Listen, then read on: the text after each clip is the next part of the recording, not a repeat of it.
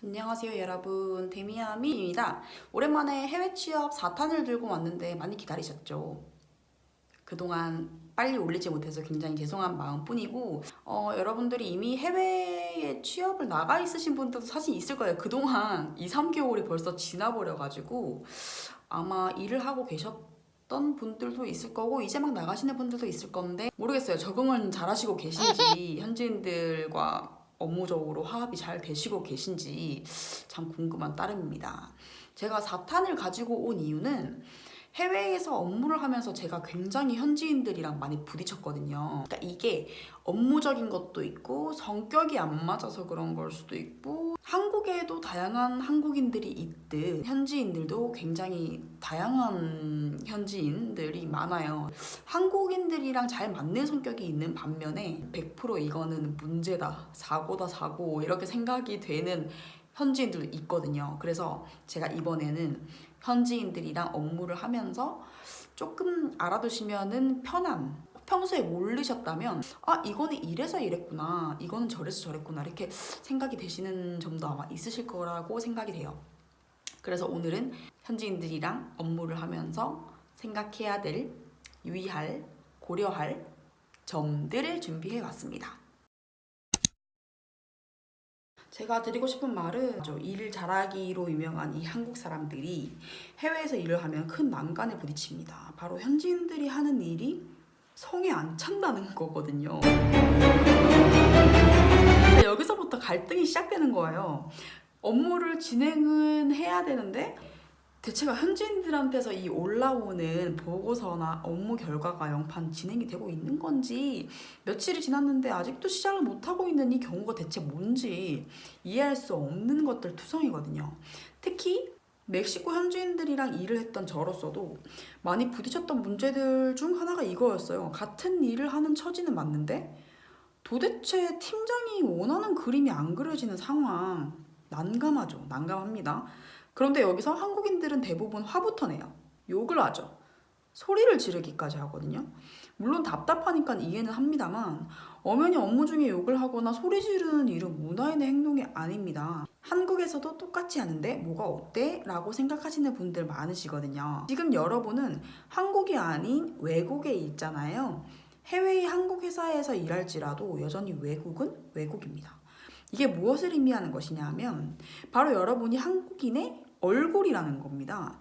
내가 하는 행동 하나하나가 현지인들에게 한국인의 표준이 된다는 의미거든요. 또한 언어는 몰라도 서로가 이야기할 때 느껴지는 분위기, 감정이라는 것이 있어요. 내가 한국어로 욕을 한다?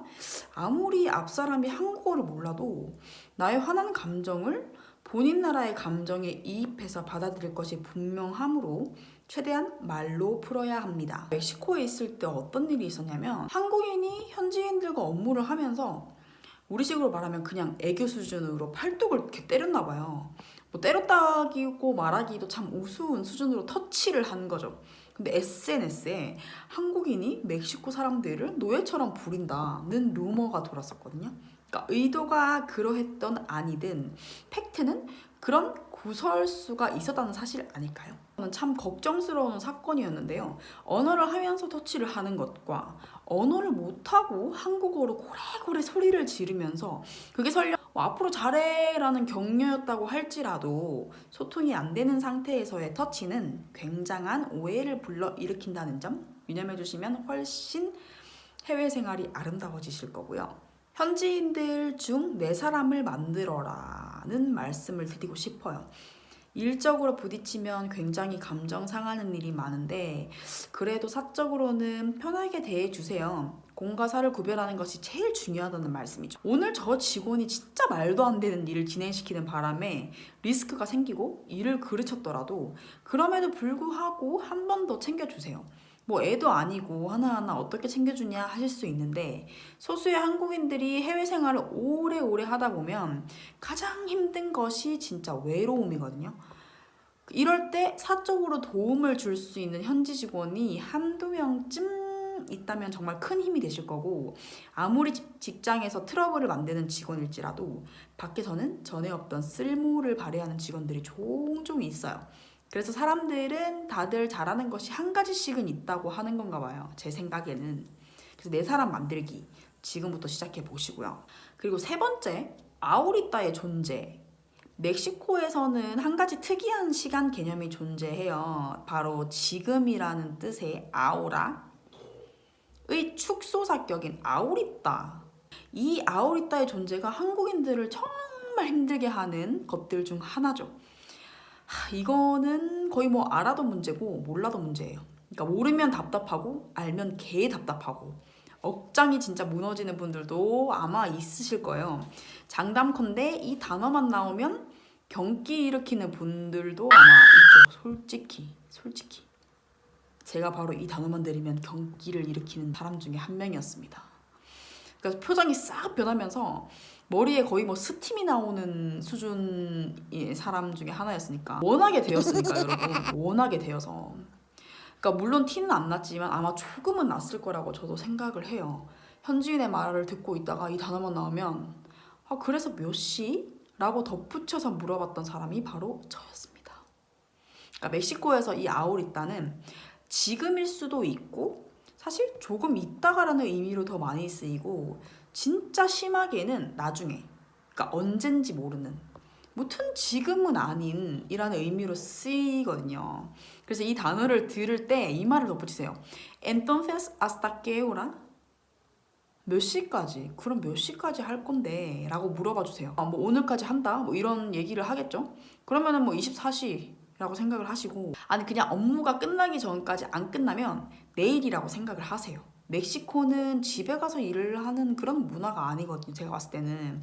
그러니까 이 일은 회사에서 하고 퇴근하면은 거의 회사 전화를 잘 안 받죠. 거의 연락 두절식으로. 그러니까 전화를 하고 안 받으면 왓츠앱을 보내요. 거기서 뭐 읽으면은 뭐 왓츠앱이 뭐냐면 왓츠앱이 멕시코에서 쓰는 어플리케이션인데 거기 보면은 몇 시에 로그인했는지가 보이거든요. 그러니까 제가 전화를 했던 그 시간에 분명히 로그인을 했어. 근데 전화를 안 받아. 그러면 진짜 속는 셈 치고 메시지를 보내요. 야, 전화 왜 안 받냐? 전화 좀 받아라. 이러면은 그러니까 왜 전화를 했냐라는 이유를 덧붙이면 전화가 되돌아오는 경우가 간혹 있거든요. 간혹 있으면 진짜 운 좋을 때 간혹 있으면 그때 받아서 뭐 급한 일 해결을 하고 아니면은 뭐 거의 연락 안 되고 내일 연락 되거나 아니면 한 3-4시간 뒤에 연락이 아마 될 거예요. 연락했었네 뭐 이렇게 물어보다가 해결했어 이러면 그렇구나 그럼 내일 봐 뭐 이런 정도 얄밉지만 어쨌든 네 번째, 한국 문화의 예스맨을 기대하지 마세요. 정말로. 여러분들도 아시다시피 한국 직장인들이 보통 상사가 뭔가를 지시하면 알겠습니다. 네 라고 대답을 하잖아요. 할 수 없는 일도 그냥 어떻게 하는지 조언을 구하고 스스로 하는 편이고 혹은 스스로 또 뭐 알아보고 뭐 업무를 진행하는 문화가 저희 문화죠. 왜냐? 대리쯤 되고 과장쯤 되면 할 줄 모른다고 할 수가 없어요. 할 줄 몰라도 할 수 있다고 해야 하는 자리거든요. 그런 면에서는 사원이 제일 좋은 직급인 것 같기도 한데 뭐 무튼 그래요. 한국은 그래요. 이것도 못하냐? 당연히 할 줄 알아야 한다. 이렇게 생각하는 사람들이 많죠. 짬이 생길수록 더더욱. 그래서 모르는 업무는 밑에 똑똑한 직원 시키고 뭐 그러기도 하는데 멕시코는 할 줄 모르는 일을 하라고 시키면 일단 하겠다고는 해요. 그러고는 안 해요. 이 정도 지났으면 다 했겠지? 라고 물어보면 아직 시작을 안 했다고 합니다. 그러니까 모르면 모른다고 이야기를 하지 왜 지금까지 가만히 있었냐라고 물어보면 대부분이 엑스쿠사 몇 변명만 늘어놓거든요. 한국인들 거의 뭐 억장 속이 무너지는 정도. 하나하나 가르쳐줘야 되고 할 때까지 지시해야 되고 10번 물어보고 닥달한 끝에 한국인이 결국 스스로 합니다. 진짜 오픈 상황이죠. 그래서 무언가를 시키면 항상 진도 체크를 할 것을 추천드려요. 진행 상황을 항상 체크하고 푸시하고 그렇게 해야지 이제 하나가 나올까 말까 한 상황이라서. 그리고 또 다른 경우는 보통 멕시코 사람들은 하기 싫은 일을 억지로 시켰을 경우에 한국인들처럼 앞으로는 뭐 당연히 하겠다는 듯 뭐 이렇게 웃지를 않아요. 이렇게 똥 씹은 표정이 되는 거죠. 그러니까 표정 관리를 잘 안 하는 것 같아요. 이거는 거의 뭐 제 개인적인 생각이자 경험에 입각한 이야기니까 아닌 현지인들도 분명 많을 거고요. 그러나 또 분명 공감하는 분들도 있으실 거예요. 있으시죠? 특히 말단 사원은 더더욱 표정 관리를 안 합니다. 예를 들면 이런 거예요. 본인이 말단 사원이라서 잡일을 다 해야 한다는 이런 우리나라식의 그런 마인드가 아니고, 나보다 내 상사가 더 많이 받는데 일을 더 많이 해야 되는 거 아니냐, 뭐 이런 마인드거든요. 그러니까 약간 이해가 안 될 수도 있는데, 분명 그렇지 않은 현지인들도 있지만 제가 겪었던 멕시코 직원들은 특히 말단 사원일 경우에 잡다한 일을 시키면 본인의 계약서에는 이런 일을 하는 내용이 없었는데? 라고 물어봐요. 그러니까 이렇게 나오는 경우가 굉장히 빈번했어요. 그렇기 때문에 업무를 하실 때 너의 업무는 A, B, C, D다 이렇게 정해줄 것이 아니라, 예를 들어서 바이어 발굴을 목적으로 채용을 했다 하면은 바이어 발굴과 관련된 전반 업무라고 정확하게 면접 때 인지를 시켜줘야 나중에 탈이 없다는 거. 이거는 제 개인적인 경험으로 입각한 여러분들께 드리는 팁입니다. 팁. 그리고 5번째 말씀드릴 거는, 멕시코 사람들, 현지인들은 아주 정이 많은 민족이지만 결국 개인주의적인 면이 강하다는 것입니다. 멕시칸들은 팀회식을 할 때 팀장이 뜨든 말든 일단 더 마실 사람들은 남아서 계속 즐기는 문화예요. 그러나 한국인들은 파티할 때 한국인 팀장이 자리를 뜨면은 같이 뜬다는 거, 조폭도 아니고. 근데 진짜 그랬다는 거, 저조차도. 진짜로요. 저도 왜 같이 따라서 나갔는지는 몰라요. 그냥 팀장님이 가면 뭐 당연히 따라 나가야지 하는 뭔지 모를 그런 필링, 느낌이 드는 거예요. 근데 멕시코는 정말 달라요. 약속 시간이 저녁 8시면 막상 8시에 아무도 없어요. 아무도. 현지 직원 집에 초대되었다? 하면은 그 현지 초대한 직원이잖아요. 그 직원이랑 우리 한국인들만 딸랑이 있는 상황이죠. 썰렁하죠. 그리고 한 9시 가까이 되면 한 두어 명 도착하죠. 10시, 11시까지 계속 옵니다. 심지어 12시에도 와요. 뭐냐면 다른 모임 갔다가 마지막에 회식 자리에서 유종의 미를 거두려고 오는 거예요.